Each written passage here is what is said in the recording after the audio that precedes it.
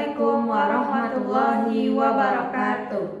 Baiklah, pada kesempatan kali ini kami akan membahas materi tentang manajemen tenaga pendidik dan kependidikan, yang mana akan dijelaskan oleh saya Nidhana Padea Fahli dengan NIM 2130105032 dan rekan saya Muriati dengan NIM 2130105028.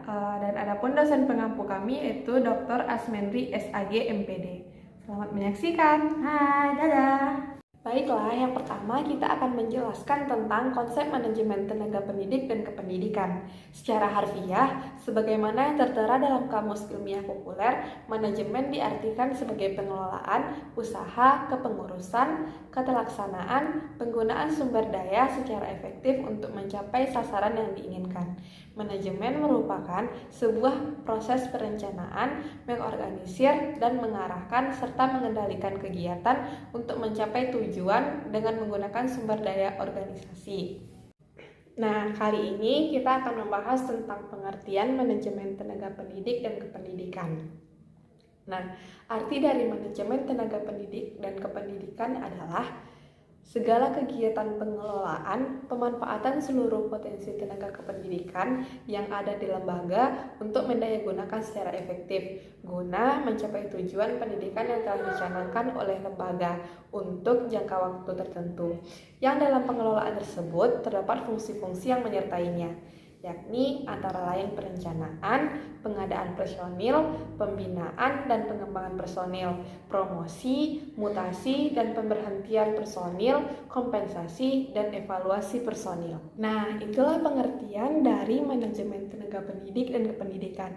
Apakah teman-teman sudah paham tentang materi tersebut? Nah, kalau teman-teman sudah paham, baiklah kita akan lanjut kepada materi selanjutnya, yaitu tentang prinsip-prinsip manajemen tenaga pendidik dan kependidikan. Baiklah, pada kesempatan kali ini kita akan membahas tentang prinsip-prinsip manajemen tenaga kependidikan dan pendidik. Nah, prinsip-prinsip yang pertamanya yaitu perencanaan pegawai, yang kedua pengadaan pegawai, yang ketiga pembinaan dan pengembangan pegawai, yang keempat promosi dan juga mutasi, yang kelima pemberhentian pegawai, keenam yaitu kompensasi, dan terakhir yaitu penilaian pegawai.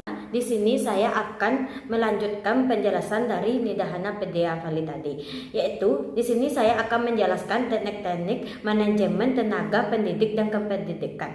Menurut Endang Herwan dan Nani Hartini 2017, teknik-teknik manajemen tenaga pendidik dan kependidikan itu terbagi atas 4, yaitu perencanaan, pengorganisasian, pengawasan, dan pelaksanaan. Yang pertama yaitu perencanaan. Perencanaan manajemen tenaga pendidik dan kependidikan adalah pengembangan dan strategi serta penyusunan tenaga pendidik dan kependidikan yang komprehensif guna memenuhi kebutuhan organisasi di masa depan.